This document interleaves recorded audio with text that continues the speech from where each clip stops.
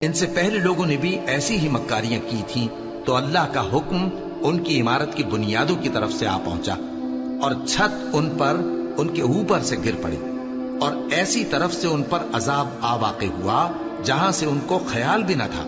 پھر وہ ان کو قیامت کے دن بھی ذلیل کرے گا اور کہے گا کہ میرے وہ شریک کہاں ہیں جن کے بارے میں تم جھگڑا کرتے تھے؟ جن لوگوں کو علم دیا گیا تھا وہ کہیں گے کہ آج کافروں کی رسوائی اور برائی ہے۔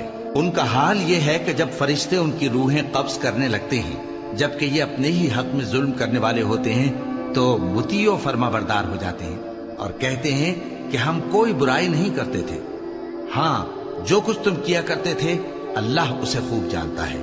سو دوزخ کے دروازوں میں داخل ہو جاؤ، ہمیشہ اس میں رہو گے، اب تکبر کرنے والوں کا برا ٹھکانہ ہے۔ اور جب پرہیزگاروں سے پوچھا جاتا ہے کہ تمہارے پروردگار نے کیا نازل کیا ہے تو کہتے ہیں کہ بہترین کلام۔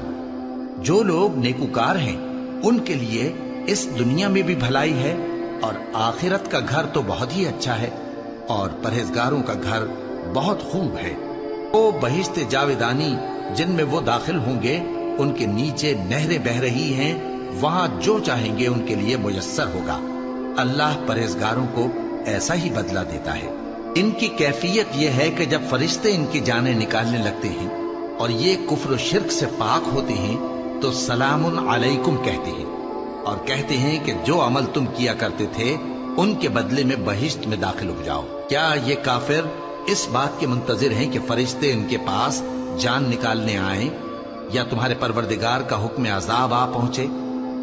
اسی طرح ان لوگوں نے کیا تھا جو ان سے پہلے تھے، اور اللہ نے ان پر ظلم نہیں کیا بلکہ وہ خود اپنے آپ پر ظلم کرتے تھے، تو ان کو ان کے اعمال کے برے بدلے ملے، اور جس چیز کے ساتھ وہ ٹھٹھے کیا کرتے تھے اس نے ان کو ہر طرف سے گھیر لیا۔